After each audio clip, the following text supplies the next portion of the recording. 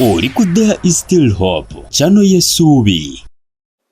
Twalamusako mwenna abali ku mukutu ogwa There is Still Hope, abali mu ggwanga Uganda namwe abali emitala amayanja, mwebale kubanga ate mutugoberera. Yonna gye musinzira okutulabira, tubaagala nnyo. Kama tukwebaza olwa buli ssekinoomu alaba, tubanyika mu ndagaano y'omusaayi gwo, Omwoyo Omutukuvu otuluŋŋamye okuyita mu Kristo Yesu Omwana wa Katonda omulamu. Amiina. Speed lero ngenda kutwala mu bubonero aboolabira nti olina kawuula. Obubonero bw'olabirako kawuula mu bulamu bwo. Kawuula abamu mumanyikamu kabonero nti maybe bintu bikozesa ekiro. Kawuula kwe kubanga waliwo ebikukozesa. Yes, that's one of the signs.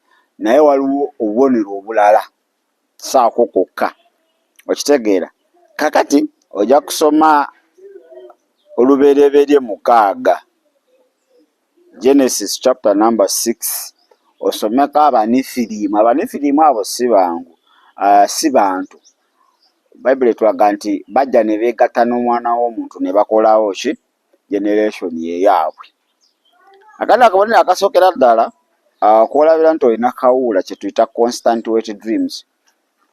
Okuzuukuka nga engoye ozikozeemu emikolo. Tofuse wabula nga abantu abakulu mukitegeera. Weebaka olusi oloota olina girlfriend wo, oloota olina boyfriend, oloota olina omuntu yenna. Okitegeera? N'okomekeza ng'ate omalize waliwo ebintu by'okoze ebi. So ekintu ekyo bwe kitandika okuba nga kiri constant, kidiŋŋana, then akakabonero akalaga nti waliwo ekitali kirungi mu nsi ey'omwoyo. Waliwo ekitali kirungi mu nsi ey'omwoyo, kawuula oba waliwo spiritual entities, emyoyo egyagala okukwezza. Kitegedde? So bwe twali nga tusoma baatulimbanga musimanyirizo w'eki dreams, simanyi ziraga nti oli mulamu. Nedda. Kabonero akookubiri, you feel overpowered by an addiction. Waliwo omuze ogukuwangula. Waliwo omuze ogukuwangula. Muze ki? Like nga olemereddwa okuva okulaba bino ebintu eby'obuseegu like pornography. Bino babita simanyi kinaakukka. Ng'ogezezzaako bulu move ezo, ogezezzaako okuzeggyako naye kigaanyi. Okitegeera? Buli woolaba obubonero obwo nga waliwo omuze, naye ng'omuze ogwo gukutwala mu bya sexuality. Naye ng'ogezezzaako ogweggyako oba ogweggyamu, gugaanyi. Kabonero akalaga nti omuze ogwo guyinza okuba nga ati nti guyinza okuba omuze ogwo guliko emabega basaponsa abatali bantu. Okwaka, olwanyi n'okwaka kugaanye. So bino bi spiritual spouses oba bino bikawuula byagala nnyo okuwaka kubanga oyaka ekiddako okimanyi, oyinza okumaliza weemazisizza. Olaba nnyo eby'obuseegu era eryo ekkubo ly'oba okoze ki? Ly'oba okutte. Tulina ne sexual perversion. Sexual perversion kwe kubanga omuntu akola ekintu ekitamuggyaamu, kye kiruwa? Omyaka 60 oyagala wa 15. Okitegedde? Oyagadde okola opposite. Olina omukyala mu kifo ky'okuteeka emmere mu kamwa ogiteeka mu nnyindo. Abakulu musobola okuba nga mukoze ki? Mutegeera ensonga eyo gye njogerako. Akabonero akookusatu, kyalo kye tuyita inability to get married. Oba n'obusobozi butono nnyo okufumbirwa oba okuwasa. Chances ziba ntono. Lwaki? Bano bw'osanga obufumbo sina kye mbwagalamu, n'abatafumbirwa bagenda mu ggulu. Wawe ekyawandiikibwa otandika okwewolereza. Obusobozi buba butono nnyo.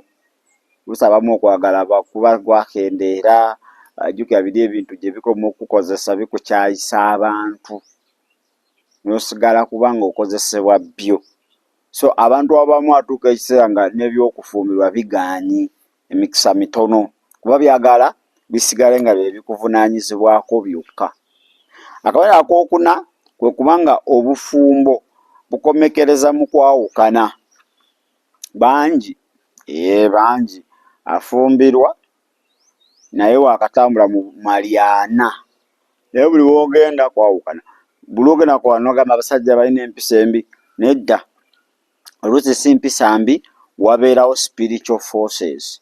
Bino ebintu kasita bikuwasa oba kasita bikwezza, tebikukkiriza kubeera na bufumbo obuli physical obutengeredde oba obwetengeredde. Byagala obe nga byo byokka byofumbiddwa. So obufumbo bwo bukomekereza nga mu kwawukana bulijjo. N'akanaasembayo, loss of appetite for sex with your partner. Oba tolina kwagala ne feelings, bitter feelings. Hata kyalina feelings wadde n'akamu. Ebikukozesa feeling y'omusajja efa, ey'omukyala efa. Mwami akukwatako ekironze ndeka sirina maanyi, excuses. Otandika okolawo excuse, otandika ogenda mu periods ezitaliiyo, kitegeera kubanga owulira omutumwa tokya aba takyali mu ndowooza zo. Kuba biri biba bikumala bikukolera byonna byokola ki byoyagala. So buli obeera mu bufumbo, buli obeera n'omwami wo nga bino bituukawo, kabonero akalaga nti kawuula is present. Olina okuba nga okola ki, okuba nga oyimirira ate n'osaba. Kale wa Yesu obulamu bw'ogamba Yesu nkwebaza olwaleero kubanga oli mulungi, nkukkiririzaamu nti ogenda kunsumula mu byonna ebinsumbuwa. Eba nkuwa obulamu bwange obeere omulokozi era mukama waabo, onsaasira obutali butuukirivu bwange, okuyita mu Kristo Yesu omwana wa Katonda omulamu. Amiina era amiina nnyo ddala. Bannaffe abali ku TikTok n'emikutu emirala twogedde ku bubonero 5 bw'olabirako nti olina kawuula mu bulamu bwo. Akasooka okubanga ofuna constant wet dreams, ebirooto ebyo ate nga olina gw'oli naye mu kikolwa n'ozuukuka ng'engoye zitobye oba obuliri butobye. Ekyokubiri, waliwo emize egikuwangula, emize egikwanjula mu nsi ey'omwoyo ey'okwegatta. Nga mize ki? Okulaba obutambi kinaakuka, pornography. Ekyokubiri, okwaka. Ekyokusatu, sexual perversions. Ekyokuna, okwematiza, masturbation n'ebintu ebirala. Nti emize egyo gikuwangula. Ogezaako givaamu naye okola buli ekisoboka nekigaana. Ogamba leero sigana alaba essimu n'ogitunda olweggulo n'osaba neighbor paka n'olabako. So akakabonero akalaga. Ekyokusatu, inability to get married or to marry. Oba tolina busobozi kufumbirwa kufuna mubeezi. Notandika kwekwasa n'abatali bafumbo bagenda mugulu. Nze nkolera Bwakabaka bwa Katonda, ebyokuzaala tobimbuulira. Nedda, oluusi wabaawo ekisibye, ajja okwogereza afuna agazibu. Tadda. So ako kabonero kali awo. N'okubanga akokuna obufumbo bwe bukomekereza mu kwawukana. Ogenze mu gyesooka, eryokubiri, eryokusatu, buli wogenda kwawukana. Gonoga abasajja bayika ekikyamu. Nedda. Oluusi wayinza okuba nga waliwo signs, obubonero oba kyandiraga nti olina okuba nga ate weetereeza.